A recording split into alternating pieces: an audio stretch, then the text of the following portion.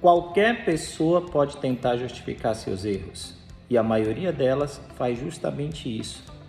Mas admitir os próprios erros faz com que o indivíduo se destaque em meio à multidão e proporciona a ele uma sensação de grandeza e exultação. Mais um resumo do livro Como Fazer Amigos e Influenciar Pessoas. Se estiver errado, admita o erro. Esse é o tema de hoje. E vamos aos exemplos para que a gente consiga entender. Olha o que o autor diz aqui, ó.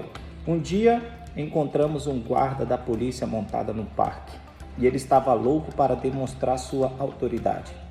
Por que seu cachorro está solto aqui no parque, sem guia, sem focinheira?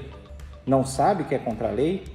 Respondi, sim, eu sei, mas não pensei que teria problemas por aqui. Pois é, não pensou. O problema é que a lei não liga para o que você acha. Esse cachorro podia matar um esquilo ou morder uma criança.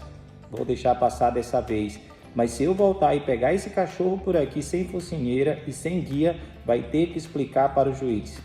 Humildemente, prometi obedecer. Durante um tempo não houve problema, até que, certa tarde, aconteceu. Rex e eu estávamos correndo para o alto de uma colina e, de repente, para meu desespero, vi o mesmo guarda montado num cavalo. Rex estava na frente, correndo bem na direção dele.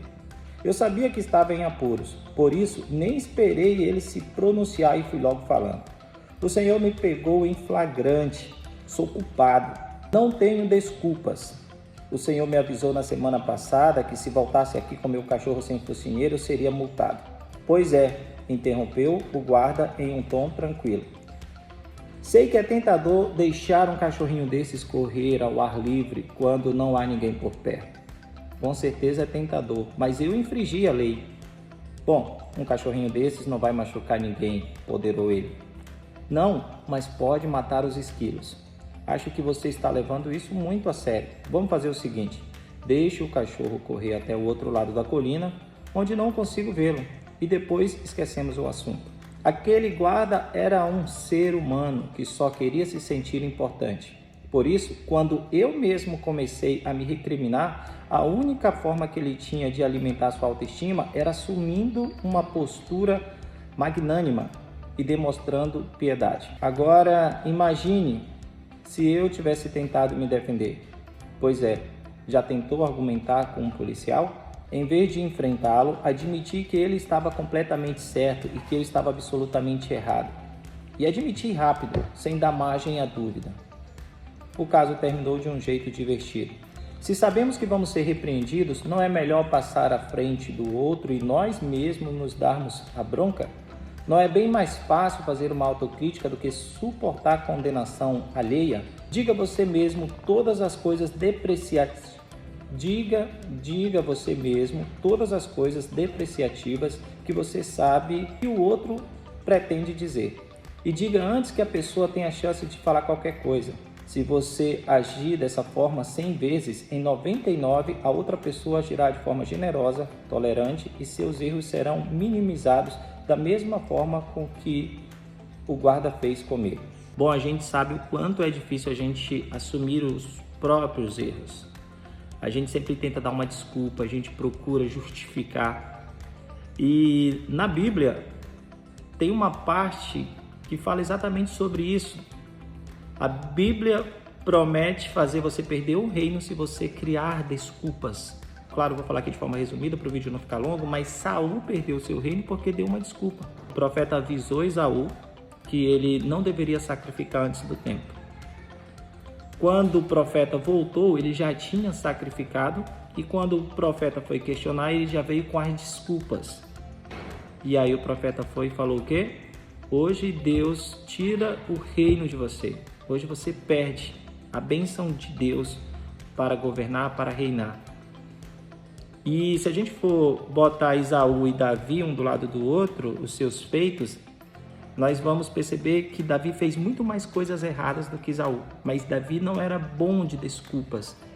Davi ele sabia admitir os seus erros. Quando Davi errava, ele se humilhava, ele se prostrava diante de Deus, ele pedia perdão. E esse é um ponto fundamental no livro, da gente entender que nós somos seres humanos, a gente pode errar sim, mas será muito mais feio se a gente tentar criar uma desculpa, se a gente querer, sabe, mostrar que está certo diante de um erro. Fazer isso não vai ajudar, fazer isso vai só piorar a situação, principalmente diante de uma autoridade, né? Porque a Bíblia fala também que toda autoridade é instituída por Deus. Vamos continuar. Elbert Hubbard foi um dos escritores e jornalistas mais originais da história, e suas frases mordazes costumavam despertar um ressentimento feroz. Mas Hubbard tinha a rara habilidade de lidar com as pessoas e, com frequência, transformava os inimigos em amigos. Por exemplo, quando o leitor irritado escrevia uma carta para dizer que não concordava com o artigo tal e o ofendia, ele costumava responder assim: pensando bem, não concordo inteiramente com o que eu escrevi. Nem tudo que eu escrevi ontem me agrada hoje. Fico feliz em saber que o Senhor pensou sobre o assunto. Da próxima vez que estiver pelas redondezas, venha nos fazer uma visita e, conversando, resolveremos esse assunto de uma vez por todas. Aqui vai um aperto de mão, apesar da distância que nos separa. Cordialmente, Elbert Hubbard. O que dizer a alguém que o trata dessa forma? Quando você estiver com razão, tente conquistar as pessoas com um pouco de tato e delicadeza. E quando estiver errado, o que, para ser sincero, acontece com uma frequência surpreendente, admita o erro rápido e com entusiasmo. Não só porque essa técnica produz excelentes resultados, mas porque, acredite, nessas circunstâncias é bem mais divertido admitir a culpa do que tentar se defender. Lembre-se do antigo provérbio: brigando você nunca obtém bastante, mas cedendo você conquista bem mais do que espera. Se estiver errado, admita depressa e de maneira enfática.